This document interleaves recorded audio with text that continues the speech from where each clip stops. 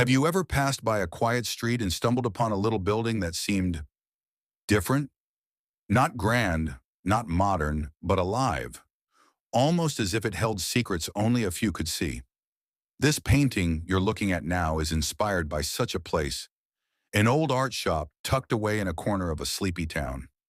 The building looks small, almost fragile, with its slanted roof and colorful shutters. But if you step closer, you notice the details. Potted plants on the stone pavement, a hand-painted yellow sign, and windows that seem to watch you as you pass by.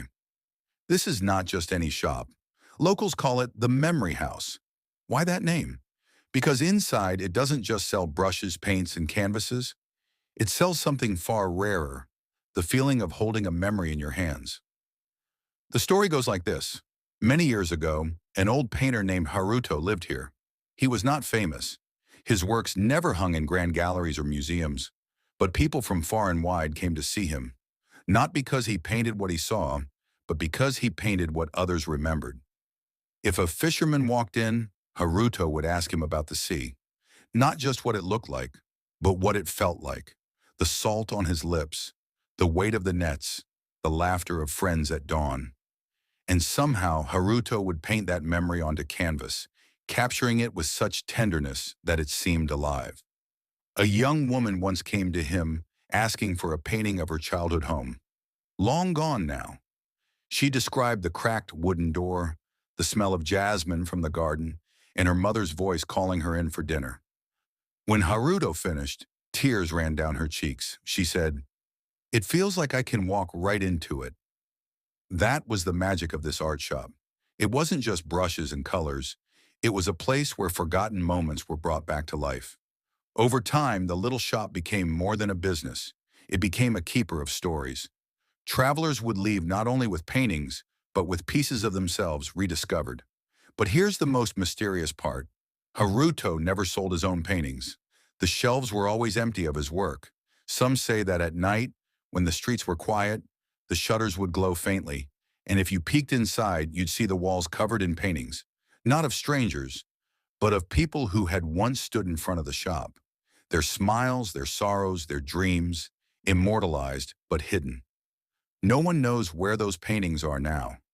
Some believe they're still inside, behind the locked purple door you see here in the painting. Others say they vanished with Haruto when he disappeared one rainy evening, leaving only the shop behind. Even today, the building feels as though it waits. The plants outside grow freely, as if cared for by unseen hands. The stone path looks worn, like footsteps have walked it many times. And if you were to stand quietly in front of it, maybe, just maybe, you'd hear the faint scratching of a brush against canvas from somewhere inside. Perhaps this is why I wanted to paint it, not just to capture how it looks, but to capture the feeling it gives, the quiet, timeless magic of a place that holds stories. When you look at this painting, I invite you to imagine, what memory would you bring into the shop?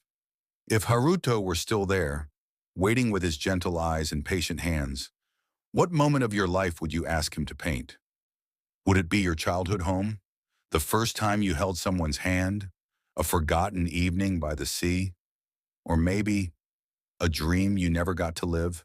Because maybe that's what art is.